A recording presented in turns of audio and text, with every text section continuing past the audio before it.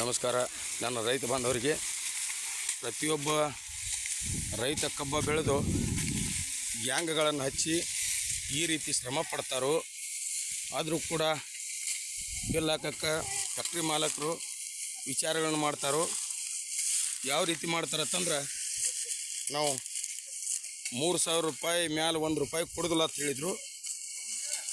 ಆದರೂ ಕೂಡ ರೈತ ಬೆಳೆಗಾರರು, ಕಬ್ಬು ಬೆಳೆಗಾರರು, ರೈತ ಹೋರಾಟಗಾರರು, ಪ್ರತಿಯೊಬ್ಬ ಹೋರಾಟಗಾರರು ಎಲ್ಲರೂ ಸೇರಿಕೆಯಿಂದ ಈ ಕಬ್ಬು ಧರಣಿ ಮಾಡಿ ಹೋರಾಟಗಳನ್ನು ಯಶಸ್ವಿಗೊಳಿಸಿರು. ಯಶಸ್ವಿಗೊಳಿಸಿದ ಕ್ಷಣಕ್ಕೆ ಆವಾಗ ಏನು ಮಾತಾಡಿದ್ರು ಅಂದ್ರೆ, ಫ್ಯಾಕ್ಟ್ರಿ ಮಾಲಕರು 3,300 ರೂಪಾಯಿ ಕೊಡ್ತಾನಂತೇಳಿ ಒಪ್ಕೊಂಡ್ರು. ಈಗ 3,300 ರೂಪಾಯಿ ಕೊಡ್ತಾನಂದು ಒಪ್ಕೊಂಡ ಟೈಮ್ಗೆ 3,200 ರೂಪಾಯಿ ಮಾತ್ರ ನಮ್ಮ ರೈತರಿಗೆ ಅಕೌಂಟ್ಗೆ ಬಿಲ್ ಬಿಡಾಕತ್ತಾರು. ಆದರೆ ಇದು ಯಾವ ಮಟ್ಟಕ್ಕೆ ಸರಿ ಅಂಥೇಳಿ ಸರ್ಕಾರಗಳು ವಿಚಾರ ಮಾಡಬೇಕಿಲ್ಲಿ. ಏಕಕಾಲಕ್ಕೆ 3,300 ರೂಪಾಯಿ ಬಿಡ್ತಾನಂತ ಹೇಳಿದರು. ಆದರೆ ಯಾವ ಫ್ಯಾಕ್ಟ್ರಿ ಮಾಲಕರು 3,300 ಬಿಡ್ತಾ ಇಲ್ಲ. 3,200 ಅಂಥೇಳಿ ಪ್ರತಿಯೊಬ್ಬ ರೈತರಿಗೆ ಅಷ್ಟ ಅಕೌಂಟಿಗೆ 3,200 ಮಾತ್ರ ಕಳ್ಸಾಕತ್ತಾರು. ನಮ್ಮ ರೈತರ ಪರಿಸ್ಥಿತಿ ಏನು ಅನ್ನೋದನ್ನು ವಿಚಾರ ಮಾಡ್ತಾ ಇಲ್ಲ ಸರ್ಕಾರ.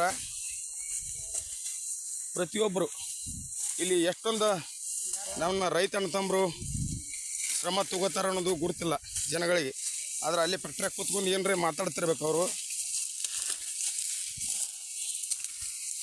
ಇದು ತೊಡಿಮಠ ಕಬ್ಬು ಬರಬೇಕಂದ್ರೆ ಎದಿಮಠ ಸಾಲ ಮಾಡ್ಕೊಂಡಿರ್ತಾನೆ ಪ್ರತಿಯೊಬ್ಬ ರೈತ. ಅದನ್ನು ವಿಚಾರ ಮಾಡೋದಿಲ್ಲ ಸರ್ಕಾರ ಆಗಲಿ, ಫ್ಯಾಕ್ಟ್ರಿ ಮಾಲಕರಾಗಲಿ, ಯಾರೂ ವಿಚಾರ ಮಾಡೋದಿಲ್ಲ. ಅದಕ್ಕೆ ಇನ್ನೂ ಕೆಲವೊಂದು ಫ್ಯಾಕ್ಟ್ರಿಗಳು 3,350 ರೂಪಾಯಿ ಏಕಕಾಲಕ್ಕೆ ರೈತರಿಗೆ ಬಿಡಾಕತ್ಯಾರು. ಆದರೆ ಉಳಿದ ಫ್ಯಾಕ್ಟ್ರಿ ಮಾಲಕರು 3,200 ಮಾತ್ರ ಕಳ್ಸಾಕತ್ಯಾರು. ಅವ್ರಿಗೆ ಇವ್ರಿಗೆ ಏನು ವ್ಯತ್ಯಾಸ ಅನ್ನೋದನ್ನು ವಿಚಾರ ಮಾಡ್ತಿರ್ಬೇಕಿಲ್ಲಿ.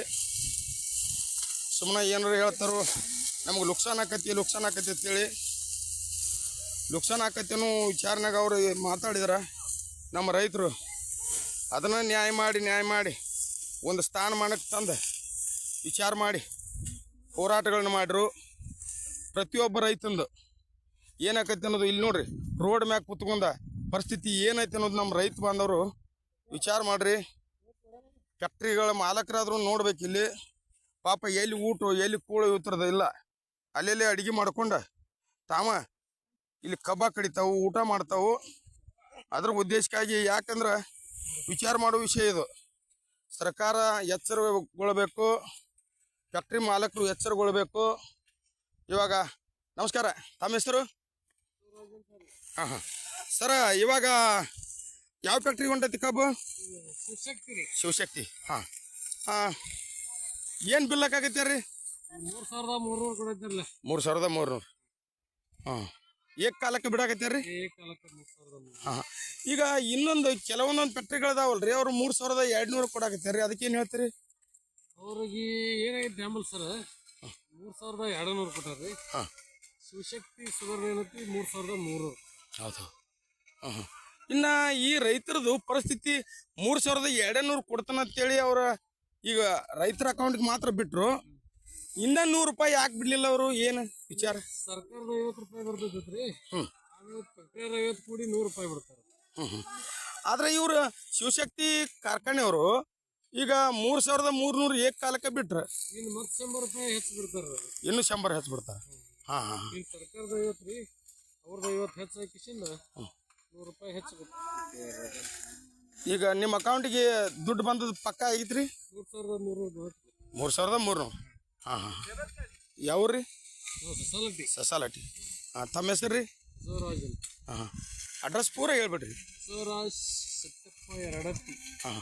ನಿಮ್ದಾಗ ಹ್ಯಾಂಗ ಐತೇನ್ರಿ? ಹಾಂ. ಟ್ಯಾಕ್ಟ್ರ್ ತಮ್ಮದು ಐತ್ರಿ? ಟ್ಯಾಕ್ಟ್ರ್ ಮಾಲಕ್ರಿ ನೀವು? ಓಕೆ. ಹಾಂ. ಇಲ್ಲಿ ವಿಚಾರಗಳನ್ನ ಮಾಡ್ತಿರ್ಬೇಕು.